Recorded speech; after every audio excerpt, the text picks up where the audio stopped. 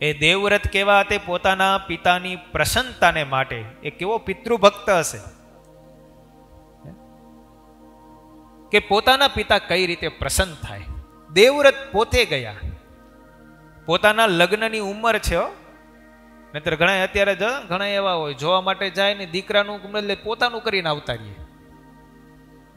એવા જમાનામાં પ્રસંગો બનતા હોય. હવે કેવા કેવા યુગ આવી ગયો.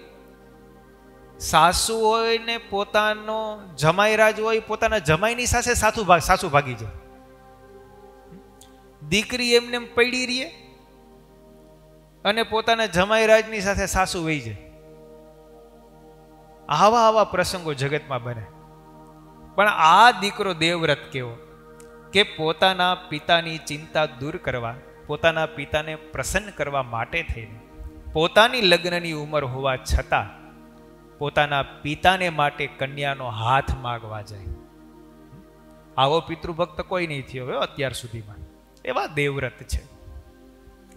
એટલે દેવવ્રત મંત્રીઓને લઈ અને નિષાદરાજ પાસે આવ્યા. નિષાદરાજને સમજાવ્યા, મહારાજ તમારી પુત્રી સાથે પરણવા માગે છે. તમે પ્રજા છો, રાજાનું ઈચ્છાને પૂર્ણ કરવી એ પ્રજાનો એક ધર્મ છે. નિષાદરાજે કહ્યું, જે હોય તે. મેં રાજાને કહ્યું છે હું મારી દીકરી પરણાવવા માટે તૈયાર છું, પણ મારી દીકરી થકી જે સંતાન થાય એ સંતાનને જો રાજા બનાવે તો મારી કોઈ ના નથી. ભીષ્મ પિતામહે ખૂબ સમજાવ્યા છતાં પણ નિષાદરાજ માન્યા નહીં. અંતે ભીષ્મ પિતા એ દેવવ્રતે એવી પ્રતિજ્ઞા કરી. દેવવ્રતે કહ્યું કે હું એવી પ્રતિજ્ઞા કરું છું, તમને વચન આપું છું કે તમારી પુત્રી સત્યવતી થકી જે સંતાન થશે તે જ હસ્તિનાપુરની ગાદીનો અધિકારી અને રાજા થશે. જાઓ હવે તો પરણાવો. પોતાનો અધિકાર છોડી દીધો દેવવ્રતે. છતાંય નિષાદરાજે કીધું કે તમે પ્રતિજ્ઞા કરો છો, તમે પ્રતિજ્ઞા એકવાર કર્યા પછી એને પાડો એવા તમે છો, એમાં ના નથી.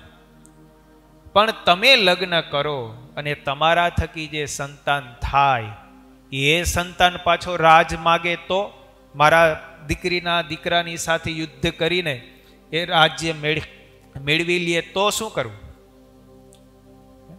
કેવી વાત કરી.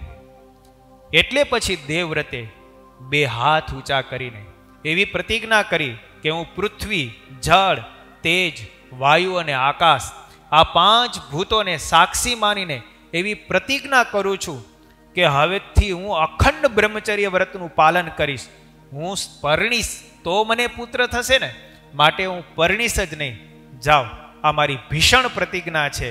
અને એ ભીષણ પ્રતિજ્ઞા કરી એ જ સમયે આકાશમાંથી દેવતાઓએ પુષ્પની વૃષ્ટિ કરી કે તમે આવી ભીષણ પ્રતિજ્ઞા કરી, માટે જાઓ, આજથી તમારું નામ ભીષ્મ છે. એ ભીષ્મ પિતામાં એવા બ્રહ્મચર્ય વ્રતનું પાલન કર્યું કે જેના શુક્રનો 5 તત્વોએ સ્પર્શ નહોતો કર્યો. આવા ભીષ્મ હતા. અમથા એ શક્તિશાળી નહોતા. એની પાસે જે શક્તિ હતી એવી શક્તિ એ સમયે પૃથ્વી ઉપર કોઈ પાસે નહોતી, એક ભગવાન શ્રી કૃષ્ણને છોડીને. અર્જુન પણ નહીં, કર્ણ પણ નહીં, ગુરુ દ્રોણાચાર્ય પણ નહીં, અરે સ્વયં ભગવાન પરશુરામ પણ નહીં. પરશુરામને પરાસ્ત કરનારા ભીષ્મ પિતામહ હતા. દરરોજ કથા તથા સત્સંગનો લાભ લેવા અમારી ચેનલ દીક્ષાધામ લાઈવને લાઇક, સબસ્ક્રાઇબ અને બીજા હરિભક્તો લાભ લઈ શકે તે માટે શેર કરવાનું ના ચૂકશો. જય સ્વામિનારાયણ.